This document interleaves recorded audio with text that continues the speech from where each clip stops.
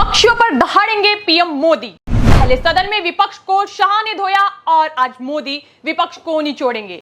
अविश्वास प्रस्ताव का आज आखिरी दिन, विपक्ष के मंसूबे होंगे नाकाम। पीएम मोदी शाम 4 बजे महागठबंधन इंडिया की आखिरी बॉल पर मारेंगे छक्का। पीएम मोदी करेंगे महागठबंधन का फुल एंड फाइनल हिसाब।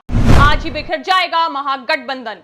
महागठबंधन पर ओवैसी का तंज। पक्ष और विपक्ष दोनों के बीच तनातनी चल रही है और विपक्ष मोदी सरकार पर हमला करने का एक भी मौका नहीं छोड़ रहा है।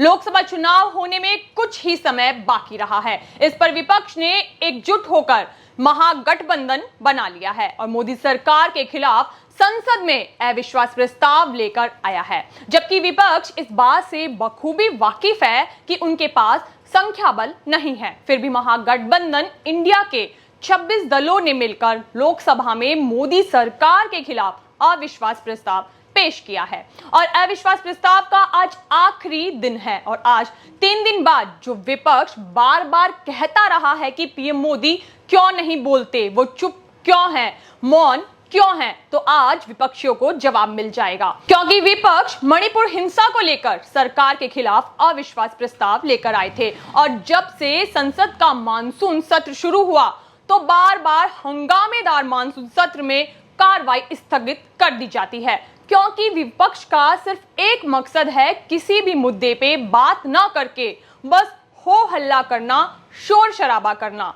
इन सब आचरण को देश की जनता देख रही है और जब मोदी आज 4 बजे सदन में अविश्वास प्रस्ताव पर विपक्ष को धोएंगे, लेकिन कांग्रेस के राज्यसभा के विपक्ष के नेता मल्लिकार्जुन खड़गे ने पीएम मोदी के सदन में आने को लेकर कहा कि क्या वो भगवान हैं। अब ये सवाल उठता है कि सदन न चलने की साजिश विपक्ष क्यों रच रहा था। जब मोदी सदन में नहीं आ रहे थे तब विपक्ष का महागठबंधन इंडिया आने की रट लगा रहा था और जब आ रहे हैं तो मल्लिकार्जुन खड़गे का इस बयान को क्या समझा जाए कि विपक्ष को केवल एकमात्र मकसद है सरकार के कामों को और जरूरी बिलों को रोकना है। वहीं अब मोदी सरकार के विरुद्ध कांग्रेस के अविश्वास प्रस्ताव पर जब केंद्रीय गृह मंत्री अमित शाह ने जिस तरह से विपक्ष की पोल खोली तो विपक्षी मुंह छुपाते हुए नजर आए और आज वो शुद्ध राजनीति करते हैं। लोगों की लाश पर, महिलाओं के अपमान पर, मणिपुर में हिंसा को लेकर विपक्ष बार बार अगर पीएम मोदी से जवाब मांगता है और बोलने को कहता है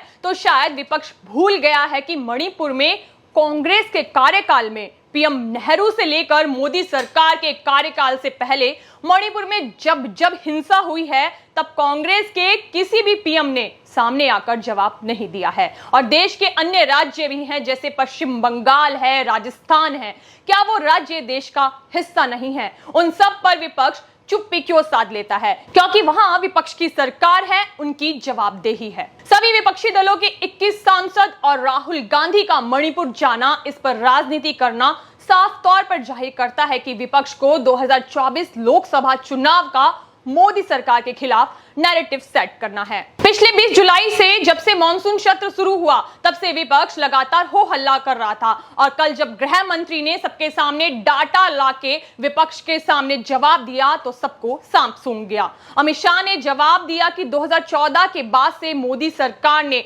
आतंकवाद पर लगाम लगाई है, चाहे वो नक्सली हिंसा हो या नॉर्थ ईस्ट की समस्याएं हो, उन पर कंट्रोल किया है। मोदी को मणिपुर की नहीं, पूरी देश भारत की चिंता है। और अगर देखा जाए तो आजादी के बाद सबसे ज्यादा कांग्रेस ने राज किया है, तो और समस्याओं की जड़ों में कहीं ना कहीं कांग्रेस ही है। और आपको बता दें कि पीएम मोदी आज संसद में वरिष्ठ मंत्रियों के साथ मीटिंग शुरू कर दी है, क्योंकि अब पीएम मोदी संसद से दहाड़ेंगे। विपक्षियों पर आज अविश्वास प्रस्ताव पर शाम 4 बजे पीएम मोदी विपक्षियों को देंगे करारा जवाब। साथ ही एआईएमआईएम के अध्यक्ष ओवैसी ने विपक्ष के महागठबंधन पर तंज करते हुए कहा कि अविश्वास प्रस्ताव को चैंपियन लीग का फाइनल बताया है। साथ ही कहा है कि मणिपुर के सीएम को क्यों नहीं हटाया गया। समस्या मणिपुर में नहीं, दिल्ली में है और देश में नफरत का माहौल है। आज अविश्वास प्रस्ताव पर चर्चा होते हुए तीसरा दिन है और ये वाईएसआर ने भी इंडिया का साथ छोड़ दिया है। वाईएसआर के सांसद पीबी मिथुन रेड्डी की तरफ से कहा गया कि ये जो विपक्षी पार्टियों की तरफ से अविश्वास प्रस्ताव लाया गया है, इसमें कोई भी प्रभाव नहीं पड़ने वाला, ये सिर्फ मजाक है। क्योंकि देश की सरकार के पास लोकसभा और राज्यसभा में पूर्ण बहुमत है और इससे कोई फर्क नहीं पड़ने वाला और वो इसके समर्थन में हैं। इसके लिए वोट नहीं करेंगे बल्कि केंद्र सरकार का समर्थन करेंगे। अब विपक्ष का महागठबंधन इंडिया ठीक से भाग भी नहीं ले पाया था कि उससे पहले ही बिखरने लगा। जब पीएम मोदी बोलेंगे तो कहीं ना कहीं ये भी दल अलग अलग भागते हुए नजर आएंगे। विपक्षी पार्टियों को जवाब देंगे जब पीएम मोदी, तब इंडिया की हालत देखने वाली होगी। जो बार बार कहते हुए नजर आती थी कि पीएम मौन है, तो अब वाईएसआर ने तो पहले ही साथ छोड़ दिया है, क्योंकि पीएम मोदी देश में ही नहीं पूरे विश्व में सब लोग उनके मुरीद हैं। ग्लोबल लीडर मोदी जब संसद में विपक्षियों पर दहाड़ेंगे तब विपक्षियों की बनाई गई सभी रणनीति धरी की धरी रह जाएगी। अविश्वास प्रस्ताव लाकर विपक्ष ने तो जो मजाक बनाया है उसको लेकर अमित शाह ने पहले ही विपक्ष को करारा जवाब दे दिया।